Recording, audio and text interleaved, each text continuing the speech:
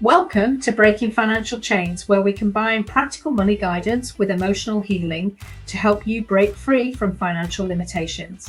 I'm Tanya Riverson, your financial wingwoman. Hi, and welcome to another episode of Breaking Financial Chains. I'm so glad that you're here. In this episode, we're going to be talking about breaking free from the hamster wheel. So, the very first steps to financial freedom. Now, it's super easy to sort of look at some of the titles of some of the episodes that I've recorded so far and just think, oh my God, this just is not for me. This whole aligning your values with your life goals and getting, sort of feeling as though you're in a place to be on top of your money and perhaps you can't picture yourself as that person. Well, then this episode exactly is for you, precisely who I'm talking to. So the themes are around escaping survival mode, building awareness, and beginning to shift in the mindset side of what you do with your money and being somebody who actually does take control with their money, because the biggest portion of the work that we need to do to put our money in order is all in our minds. It's a mindset piece and it's so often overlooked. The practical side of it is probably 20%, a lot of which we can automate, so we don't even need to get involved in that once we've got an idea of what that looks like. But we really do need to try and work towards consciously changing the way that we think around money, changing our beliefs around what we think we can and can't do, what we are and aren't capable of. But what is it as a hamster wheel? I remember sitting at school and we had a pet. We probably had hamsters and gerbils, to be honest. I can't remember which was which, but you remember watching this little creature getting on the wheel and running for its life and not moving anywhere other than making this wheel move. And each time it stopped, the wheel, obviously, as a law of physics, kept moving. So the hamster would then shoot back up the wheel backwards and everybody would laugh. And quite often that's what it can feel like in real life, right? Just in terms of we're on the hamster wheel, we keep moving, but we're not actually moving forward, even though we know we're doing. We're putting one foot in front of the other. But I guess it's the human equivalent of like a treadmill or something similar. We're moving, we're walking, we're putting things in place, we're moving one foot in front of the other, but we're not actually moving forwards towards what our goals are. So we have to first make that shift from a mindset point of view, because essentially the hamster wheel that I'm talking about is not one you ever meant to get on in the first place, right? You wake up tired, you're rushing around all day, you're earning your money and still feeling like you're getting nowhere. And that's essentially what this is. So from a financial point of view, this can look like constantly working but never feeling secure. It can look like maybe over time earning more but still overspending or firefighting. So whenever you feel like you're getting somewhere or making headway with building up a financial safety net or some savings or an emergency fund, something will come along to wipe that out. And that might be the boiler's broken down, which of course is going to happen when you start trying to put the heating on later in the year, or the car's failed its MOT and there's some work that needs doing, or its tyres needs replacing because they're barely legal. There's always going to be something. Or if it isn't the practical sense of money needing to be diverted somewhere where you might not want it to be, it might just be that feeling, feeling as though you should be grateful constantly but secretly resenting your life because there's so many people out there that don't have the opportunities that you have, right? And it also can look like making reactive money decisions with no space to plan. So that again feeds into the whole, there is always something that needs replacing. The windows need replacing, the fridge is growing ice at the back of it and that needs replacing, or whatever you've got going on. And guess what, that's always going to be the case. There is always going to need to be something that diverts your attention away from where you want to go, so long as it doesn't permanently derail you. This is just life, right? And because we know that there is nothing as certain as uncertainty, then we can build those things in. We have to build those things in if we don't want to be derailed. But it starts with the small things. It starts with the mindset shift. And it's super important to tackle what those mindset pieces are, because from a shift point of view, the reason why we stay on the wheel the reason why we tell ourselves this is the place we need to be is because of those lies that we tell ourselves, those beliefs that we've built up that actually, I mean, are they really ours? There's the big question. If I earn a little bit more, I'll be okay. With the next bonus, I'll be able to pay that credit card balance off and we'll be even. That bonus can go in the savings, and then that's that financial safety net that we've talked about. Oh, okay. I'll sort my finances out when things calm down, you know, when you get a bit of extra spare time. That never seems to happen because the school holidays happen and you think, oh, it's okay because when the kids are back in school in September, I'm going to have a bit more time to think, to plan ahead. And before you realise it, you've kicked 15 cans down the road similar to that have all landed in September. So when the kids finally do get back to school, and you take a deep breath and exhale and think, okay, I'm going to deal with those things now I said I would do when I had more time, all of a sudden you're busy now until Christmas. So it's so easy to end up in that position. It's selfish to want more than I have is another lie that we tell ourselves. We believe that we're not deserving for some reason, or there isn't a way to hang on to more of what you bring in because of the situation that you find yourself in, and we become accepting of that rather than looking at what we can change. And the other favourite, it's too late to start over. It's too late to make those changes now. I've been doing this for so long. This is just the way things are. And if you hear yourself in any of those examples that I've given, or you have your own lies, please know that you're not alone, first of all. And also know that it's totally okay and safe to change them. And the way we do that is by having awareness of what those lies are. So if you tell yourself something slightly different, the next time you catch yourself with that, maybe just make a little note of it in your diary or journal around it. Because what we actually want to do is start to, instead of focusing on what we think we can't have or can't do, is start to explore what we can change in that narrative. And to start, the starting point for that is to think about what financially freedom actually means. And there isn't a definition of what financial freedom is, because it's so unique and individual to all of us. We all have our own version of what financial freedom means to us. And it's not about being rich, necessarily. For some people that might be. But financial freedom is essentially about having options. Having the options or the ability to choose those things that are important to you, not what your friends think are important, or what your family or even your other half think are important. What is important to you?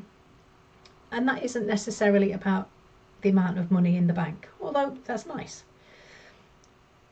But it's about the options and the choices that having that freedom gives you.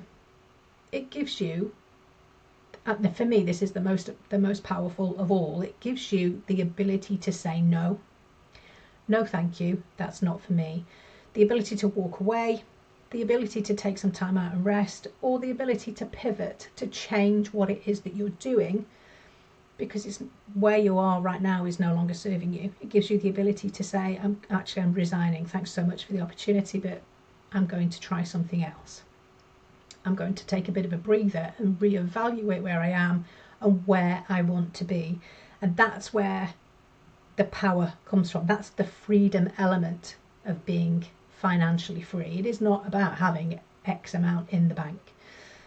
And it's about feeling safe in your choices, not stuck in your circumstances. It's about having the true ability to choose rather than feeling that you have to settle. That sounds pretty good, right? So the first steps to start breaking free, I've already mentioned this, are awareness. Number one, we have to notice what we're telling ourselves around money, what those narratives are, those lies and inverted commas are, and we need to be looking at where your money is going right now and why. It's okay.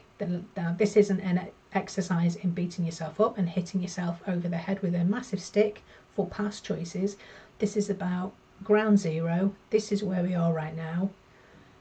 Because when we know where we are right now and we know where our money is going right now, then we can make decisions as to where we want that money to continue going. Do we want to continue paying for what we're paying for and spending what we're spending and earning what we're earning, or do we want to do something different? Once we have that awareness, we can then make an informed choice rather than guessing, just jumping from a job because I'm unhappy without thinking through the consequences of what that might be. Second step, permission. You're allowed to want more than just survival from a financial point of view. It's absolutely okay to make a change and follow what you have in mind for yourself in terms of a future for your own dreams and your own goals and your own vision. We need to have some level of clarity. We need to understand what your version of that looks like in order to be able to build and take teeny tiny small steps day to day, week on week, that can start shifting the direction of the path that you were going on to actually be going in the direction of where you want to go. And it's about understanding and acknowledging and celebrating those small wins, because it really is, as with anything, those tiny shifts that build confidence, that build trust in ourselves, that build the ability to believe ourselves when we make those promises about I'm going to save X amount or I'm going to spend an hour a week looking at my finances, that we're actually doing it. We keep the promises to ourselves because we matter, because we're important and we deserve that. You know, cancelling an unused subscription, for example, is the first reclaimed income, and you can use language like that to reframe what that means to you, to understand how that then helps you to shift where you want to go. And it's about shifting the questions as well. So instead of how do I make more money, we can say how can I keep more of what I earn instead. So language is so important and powerful around how we can shift the way we think about money, and which then changes our habits and our behaviours, and then before you know it, the outcome and the actions that we're seeing are taking us in the direction that we want to that we want to actually travel in. Instead of how do I make more money, what would ease look like this week? How can we take that pressure off, whether that's from a time point of view or a money point of view?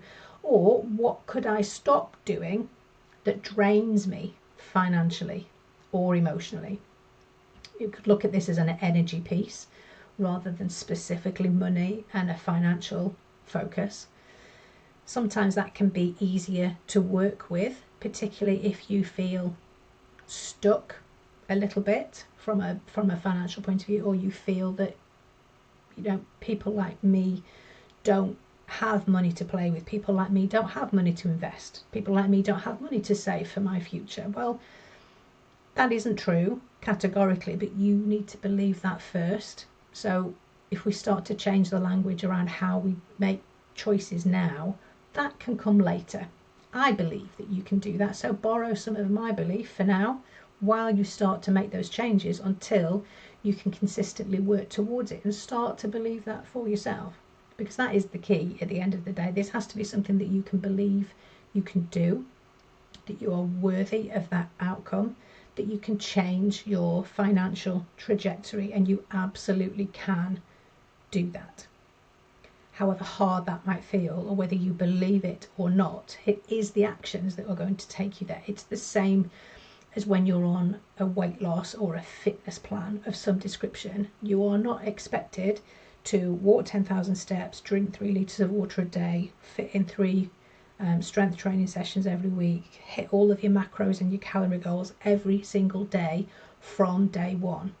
We start small. We start with, well, today I'm going to hit 5,000 steps, or today I'm going to do 1,000 more steps than I did on average last week.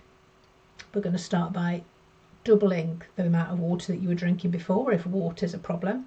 We're going to try focusing on a little bit more sleep, maybe unwinding, unplugging a little bit earlier than we used to do. It starts gradually, because if we go all in and then fail, it becomes that self-perpetuating cycle of doubt and disbelief and lack of belief in ourselves that we can do what we set out to do. So this needs to be manageable. This needs to be something that you can stick to within your current situation and any constraints that you find yourself in. So, as I like to share in each of my episodes, I have a couple of reflection prompts that I would invite you to journal around. So write the prompt out and just see where your pen and your hand takes you. Try not to second guess, try not to interrupt what starts to flow. Just start writing. I love to do this. Maybe set a timer for 5 minutes or 10 minutes and just see where you end up. So the first one, where am I stuck in a loop that no longer serves me? So that can be financially or emotionally, if that feels easier or safer right now. Where am I stuck? Where do I find myself continually coming back to the same start of a Groundhog Day on a regular basis? And the second one is, what would it look like to take one step off the wheel? So we tell ourselves we have to stay on the wheel because of A, B and C, or pressures from family commitments from the kids, because we've got a mortgage to pay, we've got debt to pay down. What would it look like to take just one step off? Take one day off and then come back on. How would it feel?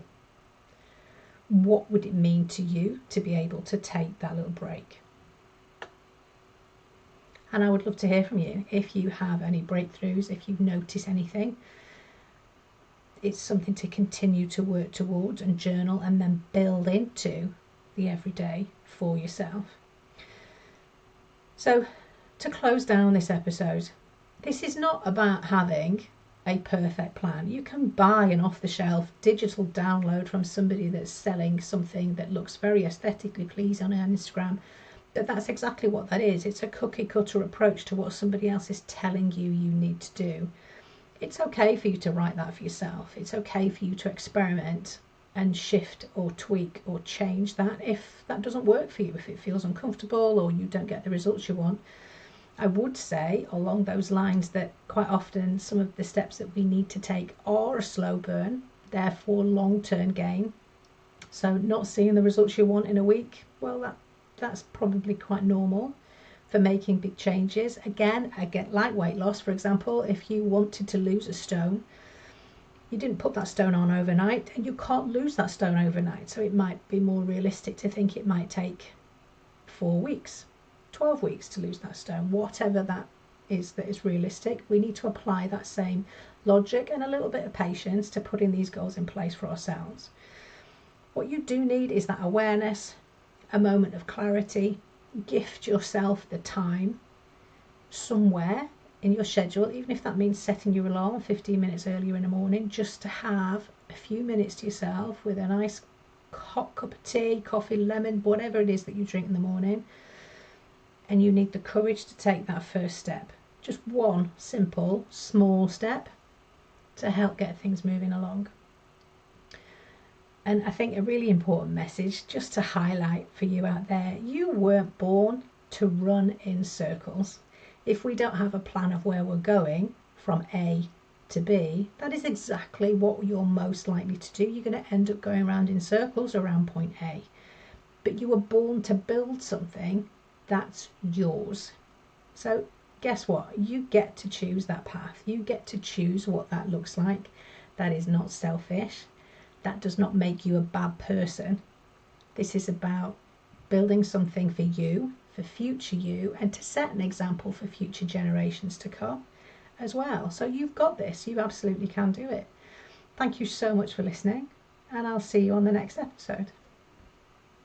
Thank you for joining me today on Breaking Financial Chains. Remember, you have the power to transform your relationship with money one step at a time. If this episode helped you, please subscribe and leave a review to help others find their path to financial freedom. I'm Tanya, your financial wing woman, and I'll see you next week.